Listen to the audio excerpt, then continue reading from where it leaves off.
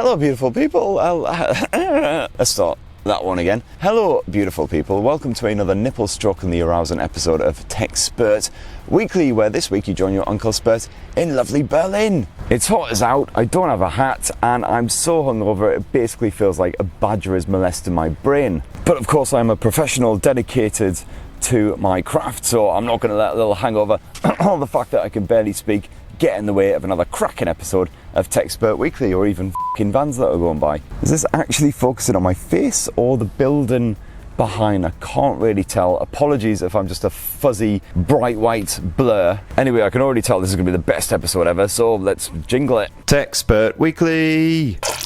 Now, one of the most interesting and expensive gadgets that I've spied so far in IFA 2022 is the Bang Olufsen Beosound Theatre, a proper premium soundbar. Apparently B&O took inspiration from the effortless grace of sailboats, although I've got to say the only time I've ever been on a sailboat, I spent most of that time emptying my insides straight into the sea, and I don't think there was much grace involved. This 18 kilo mofo was built to last not just years but decades, helped along by a crafty modular design. And this makes it easier to mend busted bits or upgrade individual components, while the soundbar can also be refitted for any TV, regardless of size, courtesy of the smart adjustable backplate. So no worries if you've got a little tiddler or you're rocking a proper beast. And the Beosound Theatre works well by itself. It's also designed to play nicely with existing B&O home theatre speakers, so you can get a proper surround sound setup if you like. It can be bunged on a wall, stuck on a table stand, whatever you fancy, and there's even some touch controls up top if you happen to lose the bundled remote. So it looks nice and stuff, but does it actually sound any good? Well, this soundbar can spaff out 800 watts of power with 12 individual drivers, including 2 custom-made long-stroke 6.5-inch woofers. All very impressive sounding techie bollocks for sure, and the Beosound Theatre does sound proper lush. Frankly, if ears could spooge, mine would have been gushing during the movie and the music demos. However, before I actually tell you the price of this thing, you might want to sit yourself down and clench extra hard. You see, the Bang Olufsen Beosound Theatre will cost you £5,590 for the fabric cover model, or £6,390 for the wood cover model. And that's going to cut into the beer funds pretty bad. Also announced at IFA was a whole bunch of Nokia shenanigans, including the G60 and the X30, 2 smartphones which have some very smartphony specs and features and stuff.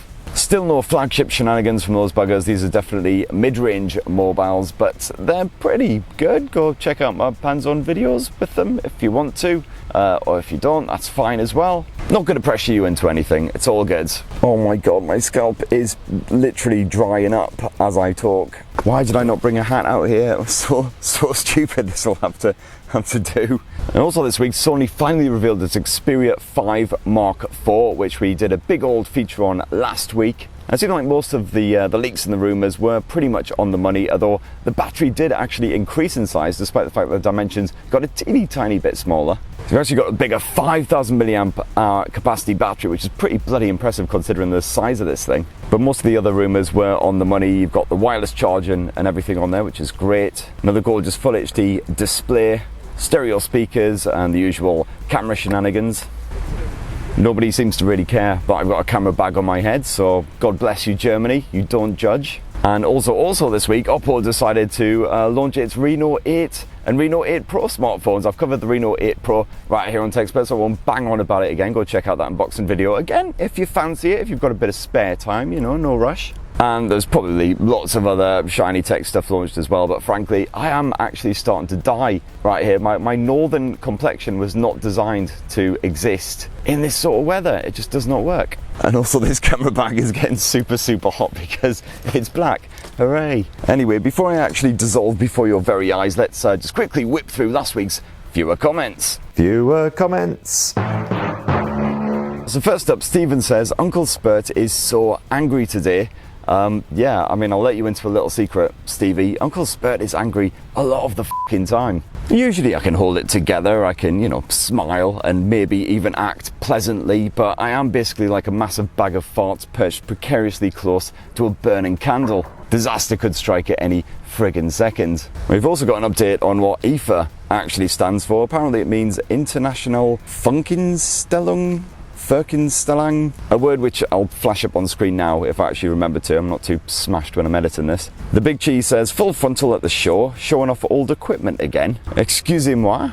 old. I'll have you know it's not the condition of the apparatus, it's the way in which you wield it. Or something, I don't know. Bug says, well, in the worst case, we'll at least get a Berlin sex dungeon vlog next week. Yeah, sadly, filming is very much frowned upon. It's basic sex dungeon etiquette. It's Me Gordy says, as a Scotsman, I like my whiskey. I tend to stick to Glenfiddich mostly because my dad always drank it. But never have I tried Jura. Yet, I will stick that on my shopping list next to the Pixel 7 Pro. Yeah, it's nice. It's very, very smooth. Far too smooth, in fact. Very, very drinkable indeed. Although I honestly can't even think about alcohol, let alone talk about it right now, because, yeah, your Uncle Spurt is not in a good way today. Durry says, as someone running an Xperia 5 Mark II, I'm excited to see what the Xperia 5 Mark IV has to offer. Yeah, it should definitely be a worthwhile upgrade from the Xperia 5 Mark II, that's for sure. Lots of big upgrades, including the bigger battery there. You got the wireless charger and all that shenanigans as well. Certainly a better upgrade than the Mark III was, which in some respects was actually worse than the Mark II. Bean says, I think the 5 Mark IV will get a 5,000 mAh battery like the 1 Mark IV and the 10 Mark IV. Well, you bloody well called that one. Good job, lad. Lots more Xperia comments. Wookie1 says, looking forward to maybe upgrading to the Sony 5 Mark IV and being part of the Underdog Massive again. And some people wondering if the Xperia will stand much of a chance against the Zenfone 9, which happened to be clutching right here. I'm working on my review, which I'll hopefully finally spaff out soon. I mean, you should definitely get great battery life for the Xperia 5 Mark IV, just like you do with the Zenfone. You've got the added benefit of the wireless charging, got the alpha camera features if you want a bit of manual control, you've got the streaming support if you're into a bit of all that bollocks. Okay, so that's me. Xperia 5 Mark IV. On the flip side, the Zenfone's got the 8 Plus Gen 1, not just the regular 8 Gen 1, not that it'll make a huge amount of difference. Marion says, don't forget to wear your lederhosen in the next vid. Oh, bollocks, I knew I forgot something. Got to get myself to the nearest traditional apparel retailer before I bugger off home again. Ewan says, bought my first car this week, a shiny blue 08 Mazda 2. I may buy Mr. Wangsock as a gear knob cover. I'm starting to wonder if I should actually open up a merch shop and just start selling Mr. Wang socks so everyone can enjoy a crusty, lovable mascot with a suspicious lingering odour. Matt Knight says, just curious to know if you or anyone else has been having issues with the Pixel 6 battery life after the Android 13 update. I've been struggling to get close to 4 hours screen on time on a full charge. Yes, I have heard lots of people having this sort of issue with their Pixel 6s. I haven't had it personally, got to say, touch wood. But yeah, no, that's definitely a thing because I've seen several articles about it. So not really sure what's going on there. Hopefully it's just a little bug that they'll iron out before we get the proper full-on release. Jazzy Fizzle 687, great name, says, keep up the great work from a Borough lad, alright? Borough in the house. I think we're finally playing you lads again in the next week or so as well, so that should be a good one. Good bit of Northern Clash of the Titans. First Flame says, why is no one considering doing a smartphone with a pop-up camera again? I know, mate. Personally, I was absolutely gutted when those died a death. They were a majestic bit of technology. Endlessly entertaining as well. I could watch the little things go up and down all friggin' day long.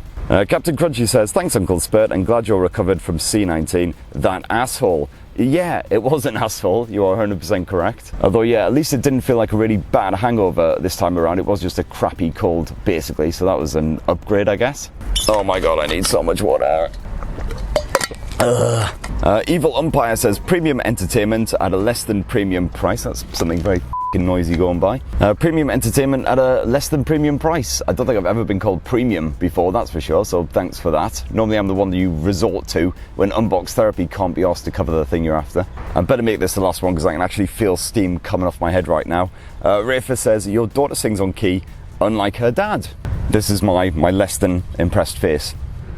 Although, to be fair, not entirely inaccurate. But frankly, you are fortunate that I'm hungover and therefore unable to really properly sing without probably vomiting all over the camera. Otherwise, I would regale you with a medley or two right now. Anyway, that's it for this week's show, folks. Sorry it was utterly dog shit, but then, to be fair, they all are, and still, for some reason, people watch, so hey-ho. I'm off to sink a Berliner sausage or two and maybe get a bit of hair on the dog on the go. But quickly, next week, what is actually happening next week? I've got no freaking clue.